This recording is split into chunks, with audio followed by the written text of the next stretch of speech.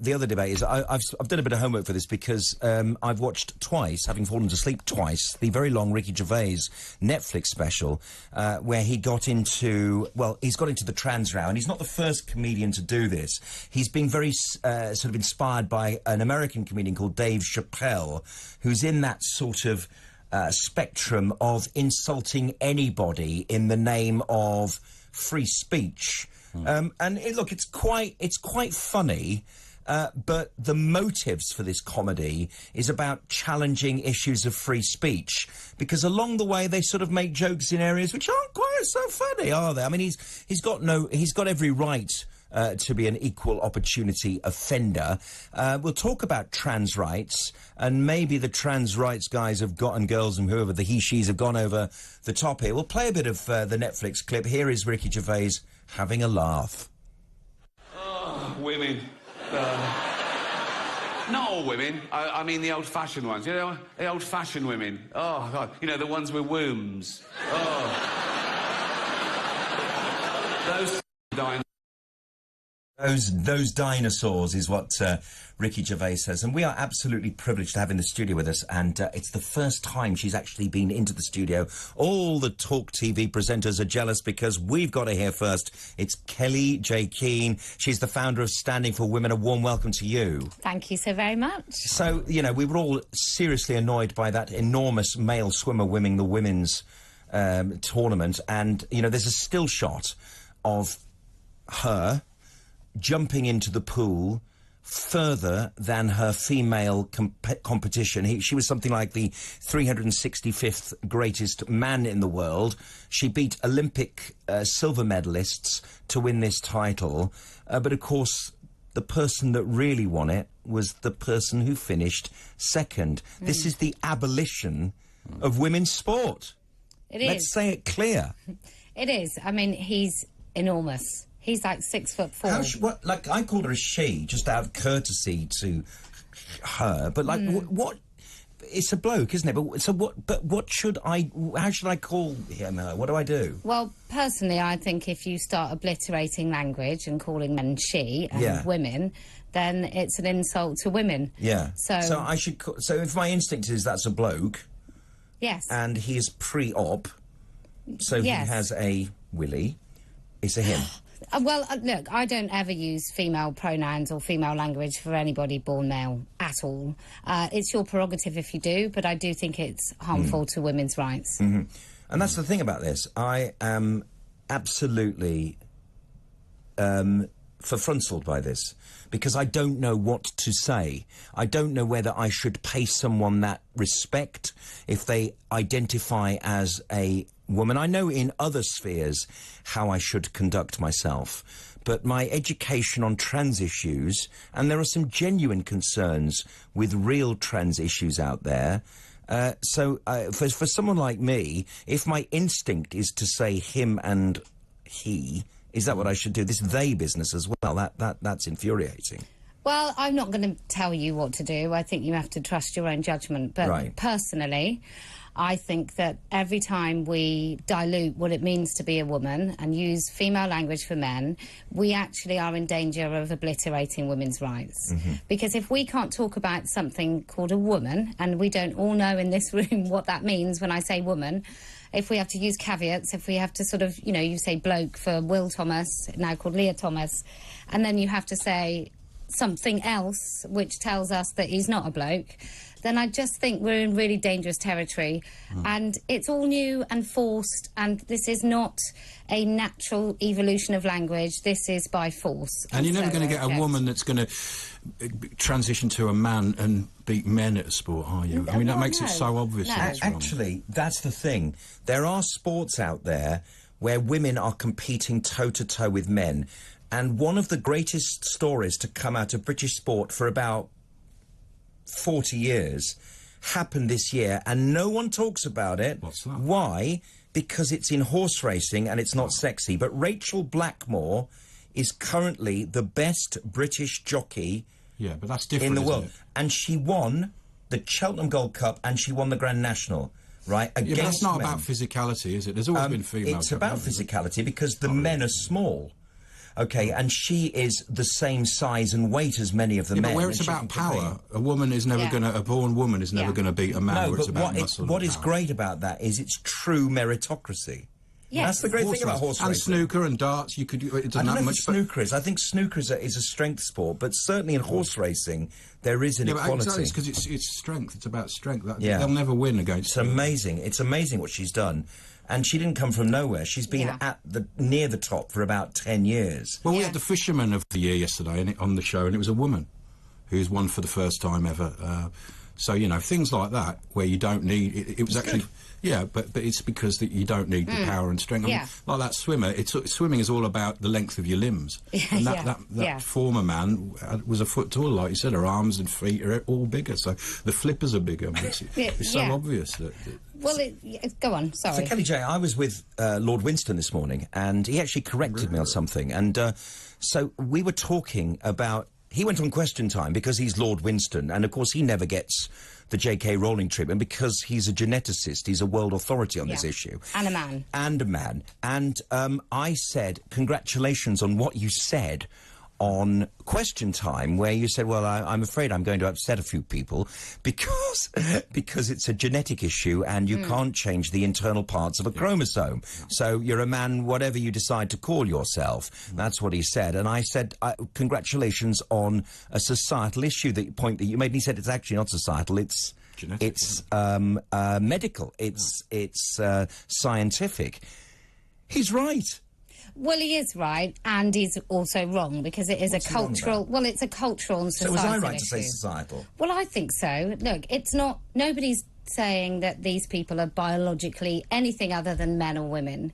However, we're pretending that how they feel in their heads, or how they say they feel in their heads, how they interpret their own feelings, is more important than their anatomy and their biology. So that is totally cultural and societal. Right. That's why we're teaching it in schools. That's why even kids are being pulled into this sort of trans cult. And that is societal. It's a very dangerous social contagion. What am I going to say to my kids who are at primary school at the moment? It is a very traditional primary school. Fingers crossed. Yeah, they adopt elements of the national curriculum, but not all of it.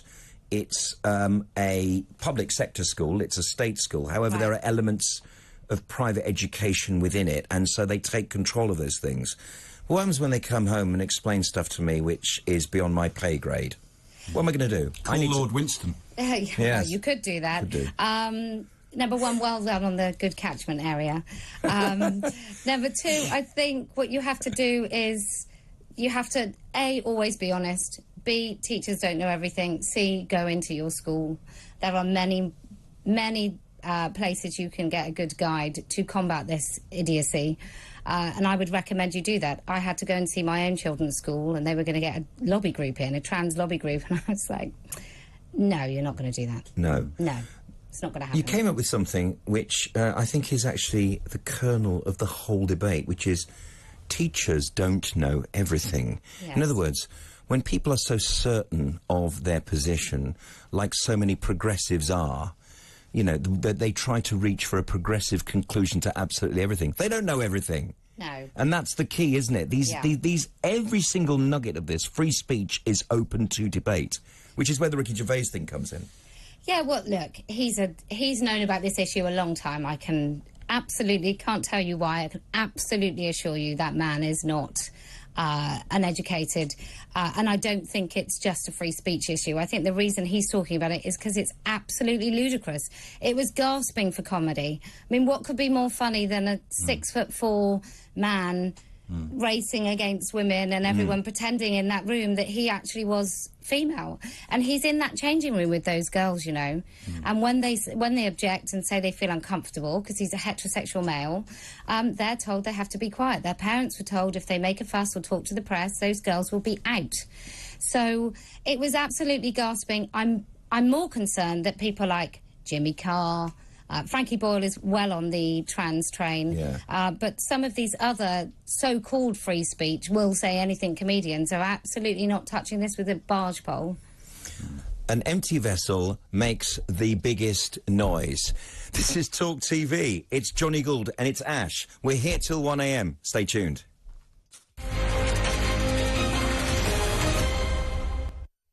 So let's ramp up the debate a little bit now here on Talk TV, and we've done a gentle introduction, and we've made the points that we've made, and there's so much more to come now, and plenty of tweets, as you won't be surprised to see.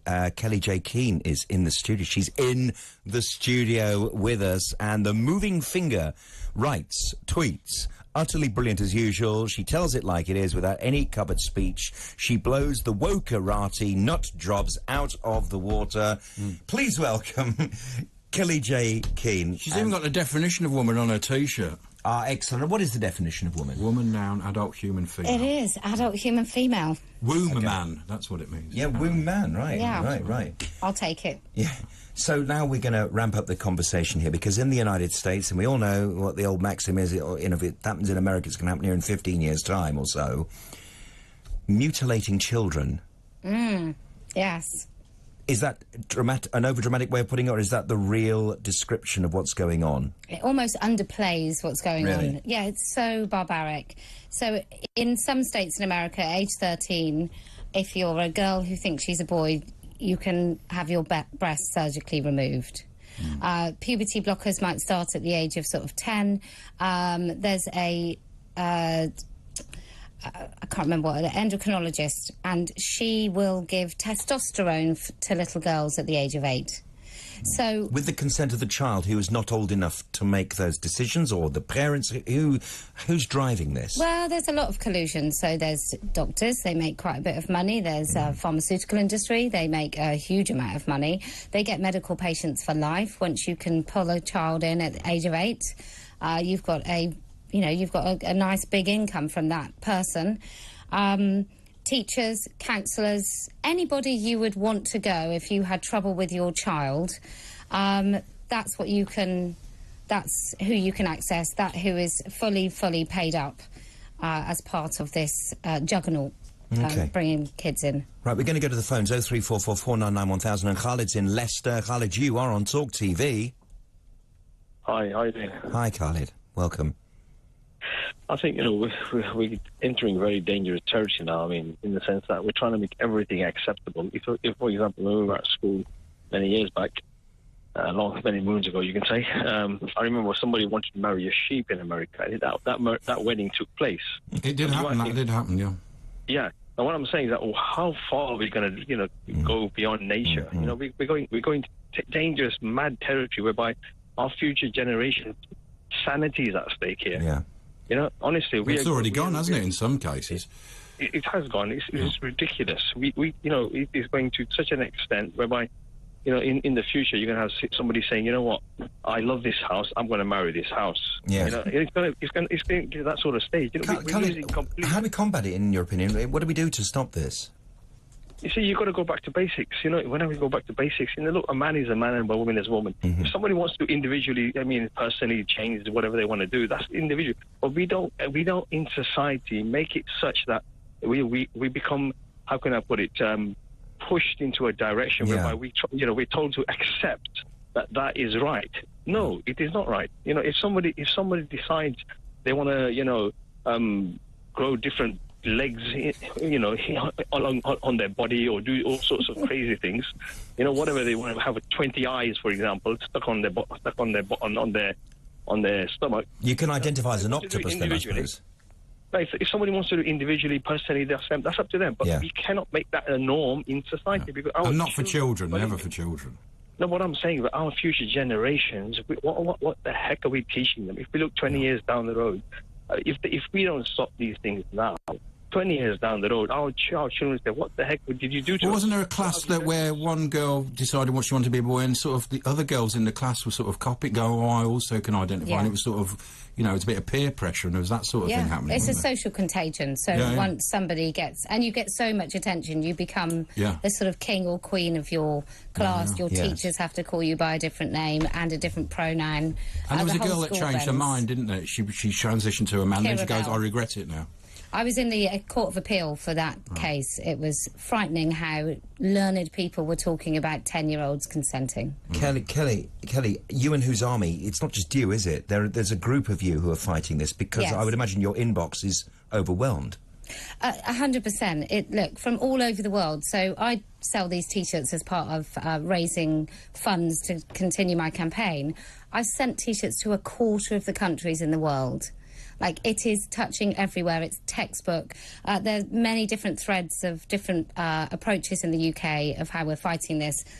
I would say Standing for Women probably does it the best. But there are many different ways to approach this. Straight talking, no compelled language. Those are the first sort of fundamental ways of doing it. Khalid in Leicester, thank you very much. Let's go to Anne-Marie in Hertfordshire. Anne-Marie, welcome. Hi, hello everyone. Hi, Anne-Marie. Kelly, I just want to say thank you ever so much for speaking up for women in the way that you do. I really appreciate it. Myself, in this whole conversation, I feel very confused as to, as a woman, who am I and what am I supposed to do? If I stand up for women's rights, I'm suddenly a TERF, which is an expression I've never heard of before. If I support trans rights, I'm suddenly against women. I'm very confused as a woman, exactly where I'm supposed to be, if that makes sense. It does. My advice would be, what do you want for the most... So think of the most vulnerable woman in your life or the most vulnerable girl in your life, and then what do you want for her? Do you want her to be able to go to a hospital ward that is single-sex and not share it with men?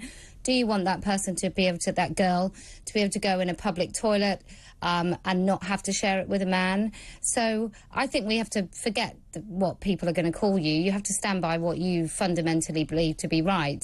No, it's not about what people call me. It's about, you don't know where in society, because you've got some people saying, oh, we don't even know what a woman is. So am I allowed to be proud to be a woman? What are the laws as well on it? Are you allowed to say certain... Are you stopped from saying certain things now? Well, we're almost in a position in the UK now where if I'm in a women's changing room and a man comes in and derobes and he's clearly male and I say something, get out, maybe use a profanity, I could do that, I could be criminalised and he won't be done for indecent exposure. A hate crime sort of thing, isn't it? Yeah. So how can that be allowed? How can that be allowed? Because if I was with you for some reason in that toilet, which I wouldn't be, or if I was outside, I was aware of it, yes, I would 100% be on your side, and surely the vast majority of decent people would.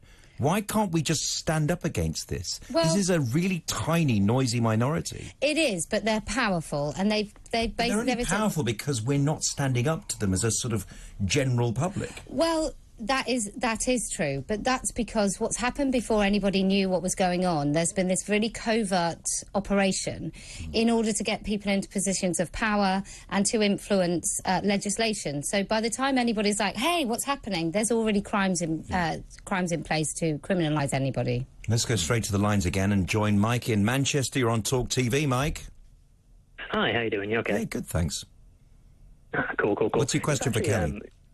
Yeah, it was just a quick one. I understand that, Kelly, you opposed something that was happening in your primary school when a trans lobby kind of tried to come in. And I've got a little one. He's not school age yet, thankfully, but I don't see this, like, the madness really going away anytime soon. But I want to know what would you advise possibly the best way to oppose this kind of thing without making yourself and, more importantly, your child a pariah? Right, well, I think you as an adult have a lot of power, as a parent, have a lot of power to talk to your school, and there are different ways to approach the school. You could start by approaching the teacher, having a really open and frank discussion about what they're going to teach your child. You could raise questions then. If that doesn't work, then you go to the head. If that doesn't work, you go to the governors. But you ask really basic, straightforward questions. Are you going to teach my son or daughter that there is no such thing as actual fixed biological sex? And to what end? So I think that's what you can do. You can also go to a website called transgendertrend.com, and they have a school's guidance. So that means you can inform your school about how to deal with this issue without actually penalising any children that are unfortunate enough to have parents who maybe have suggested to them that they are not really a boy or a girl. And parents who abuse their children, yeah. Pretty much, yeah. What happens in biology classes now? What do they teach in biology? Well, even in medical school, they are teaching this nonsense. that, you know, biological sex is not necessarily fixed, and they use terms like assigned at birth. On chest feeding, and they have to ask men if they're pregnant, don't they? Or former men. Can't have this. It's bonkers. Yeah. It is bonkers, and I don't mind actually saying this publicly. I think we're in the majority here. I think most people are for this, and for you, Kelly, as well. Kellie-Jay Keen is here with us in the studio. Plenty of callers. James in Cheshire's with us. James, welcome. Hi, yeah. Well, I mean, I've got no kids of my own. I'm 53 years of age. I mean, when I was at school, we never heard about any of this. You know, it was male and female, pure and simple. But what I think's happened, basically, is, and a lot of people won't agree with me on this, I think the left in general, 30-odd years ago, realised that the Conservatives get elected more than they do, and they thought, well, brainwash kids. And they've been brainwashed ever since, with transgender ideology, with woke ideology, and left-wing bias, and this is what it's all about, brainwashing kids. I'm going to expand on that, James. It's a very important point you make.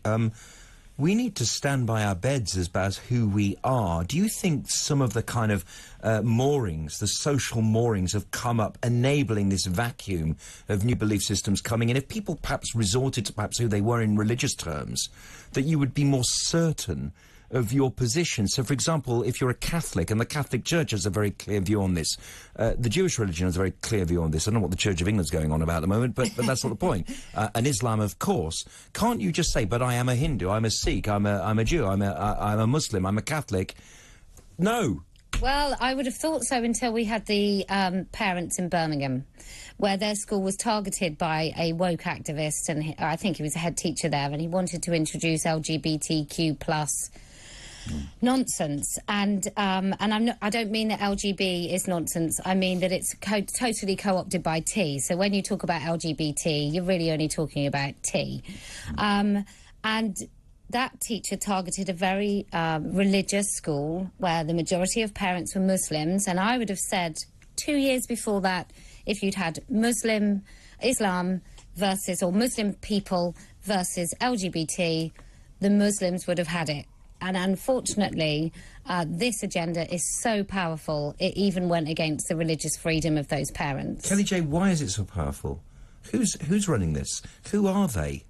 Well, maybe we don't have a genuine civil rights fight anymore, and somebody wants to make a lot of money, and Stonewall made a lot of money, and then gay marriage happened, and what are they going to do? Well, they have the loudest voice, don't they? And the people against it think, oh, we better be quiet. And so, in the end, you're only getting one side, aren't you? But before, like, gay marriage is clearly something that most people either don't care about or absolutely support. Yeah. And so that was a lot of money. It was a big old fight. Yeah, but you don't hear about from the people who don't care, because don't care. So you only hear the one side. So that's how it all happens. But now what happens to Stonewall? Where are they going to continue raising funds, and for what? And so now they've come up with other fights, and their current fight is transgender That's ideology. Absolutely fascinating, and I know this is discussed in Douglas Murray's book about the unending progressive route as victories like gay marriage are achieved. Gemma in Lichfield's with us. Hello, Gemma.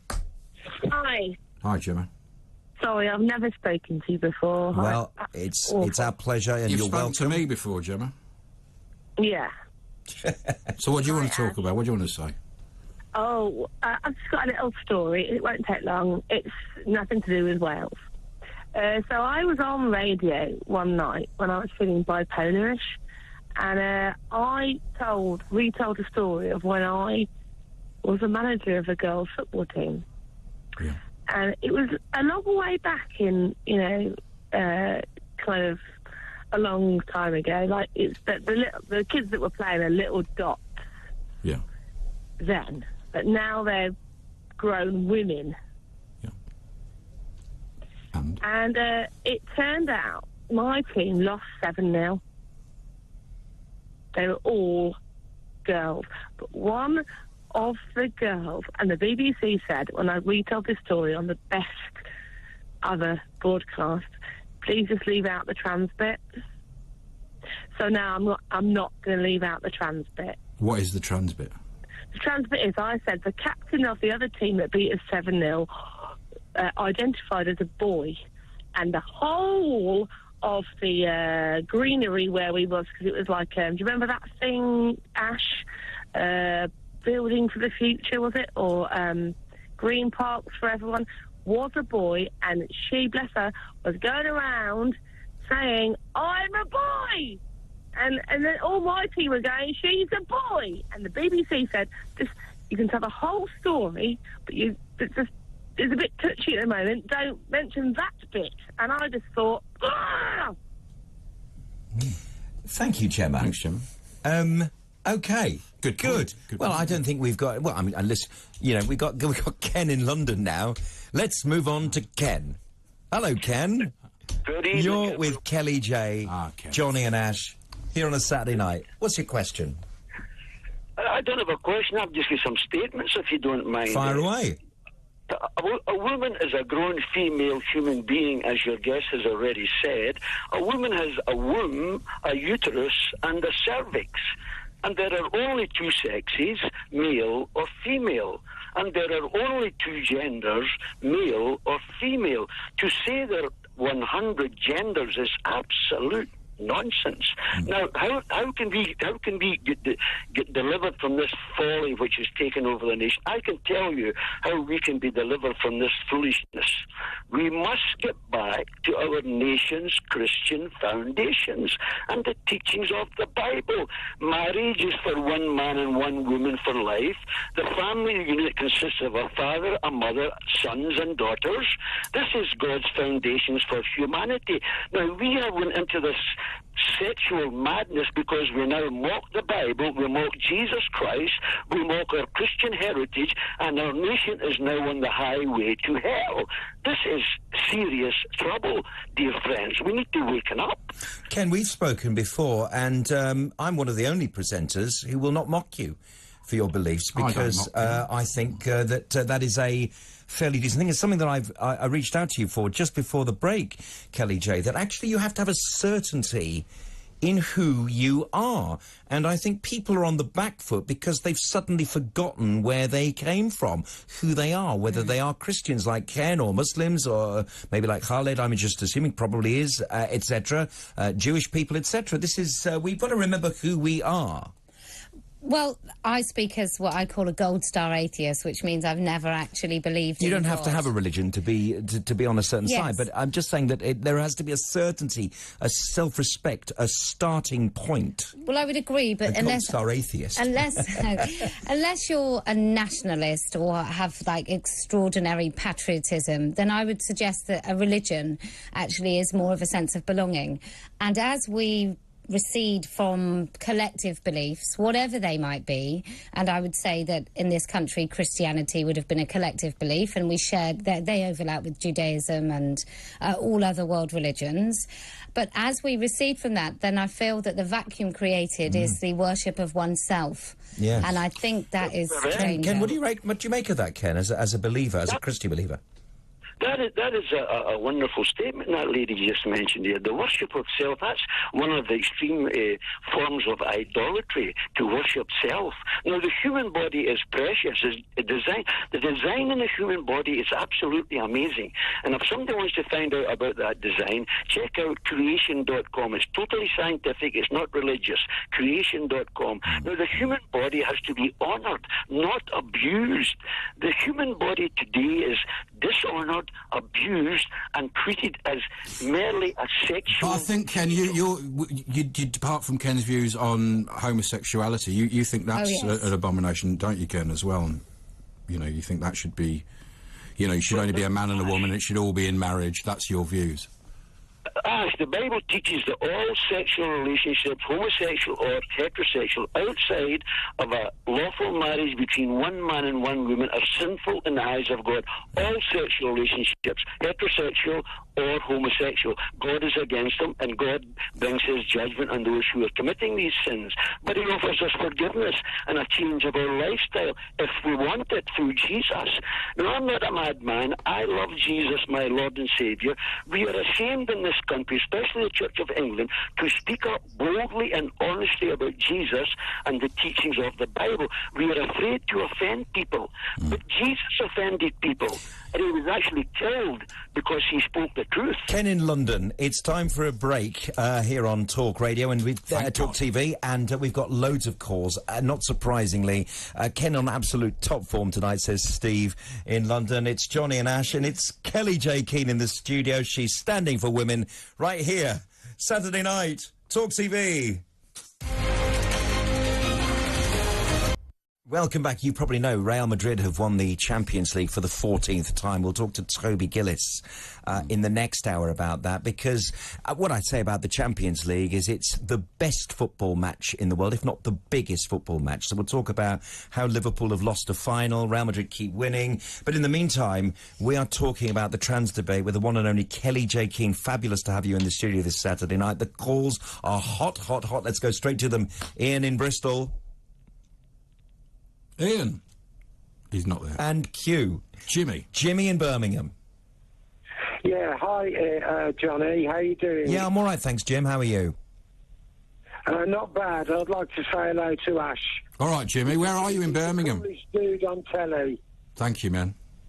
What do you want to say to Kellyanne? It's true. Kellie-Jay. Yeah. Oh, I know. I'll tell you why I'm phoning. Kellie-Jay Keen, she's a big, big woman, and I've seen her many times.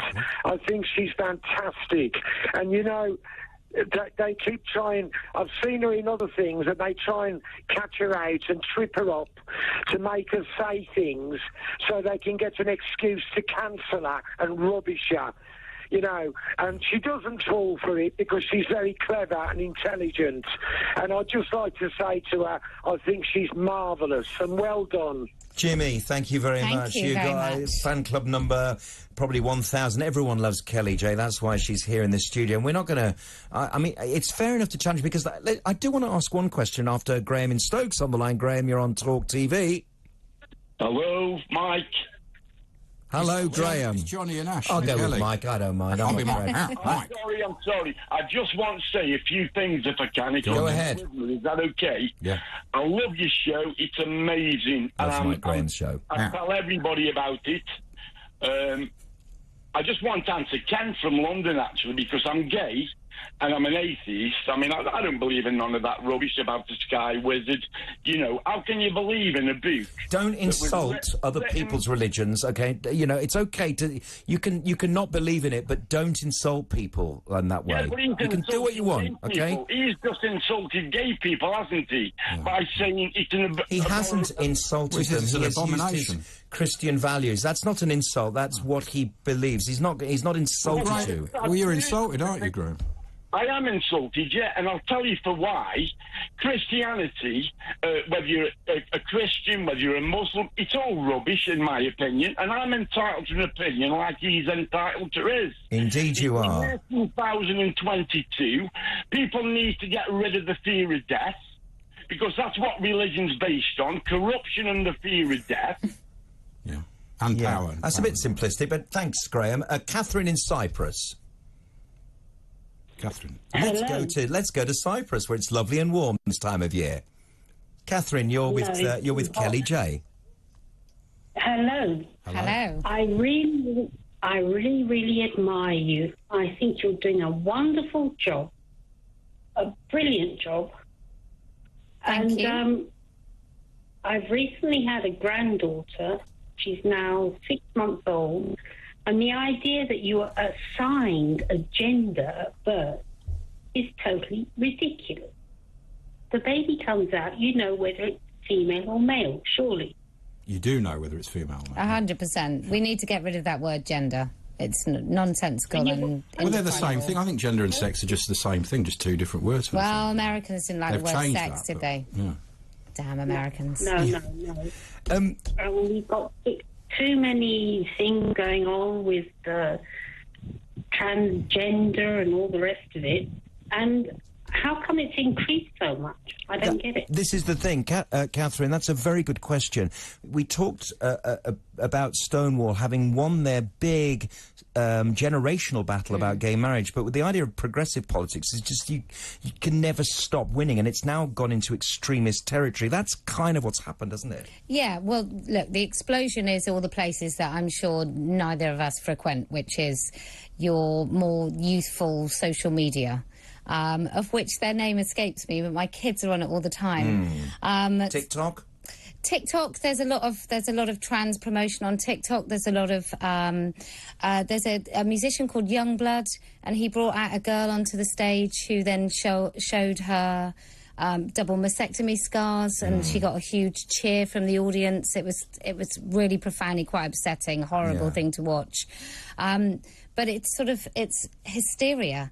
And so all through these social media forums, there are people called egg catchers, and what they do is they go and there'll be men who call themselves women, and they will go onto these forums and they will pluck out vulnerable kids to sort of entice them into this, which sounds totally child catcher bonkers, but I promise you that's happening. Is it a reaction to the right as well, like Trump in America, and over here we had Brexit, and is it a reaction, social media's reacting to all that? I don't know. I mean, obviously... Trump and Brexit are not extreme positions. No, but, you know, they're by the woke brigade, they are, aren't they? Well, I think they are... Online. That is a woke thing, isn't it? Like the fact that we protested more about Trump getting elected than anything that China have ever done is Twitter nuts. And everything. Yeah, it's just crazy. But the trans stuff is targeting more vulnerable kind of teenagers. That's the danger. James is in Manchester. Hi, James.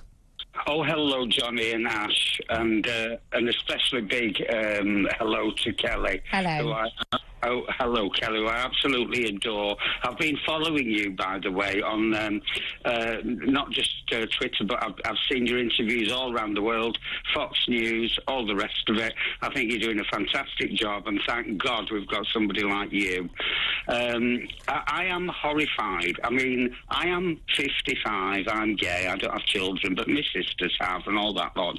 But even... I am absolutely horrified at what I am reading. I've done a lot of study on this, by the way, and a lot of research, and what is going on in this country is phenomenal. It's absolutely outrageous. And we have a situation in this country where we are trying to now normalise this. And what is really upsetting me is that it's now being introduced to 4-year-olds. And I'll give you 2 examples. In Scotland, you might remember, Kelly, I'm sure you do, that they recently gave all the primary school children a survey to fill in, and one of the questions was, have you had anal sex?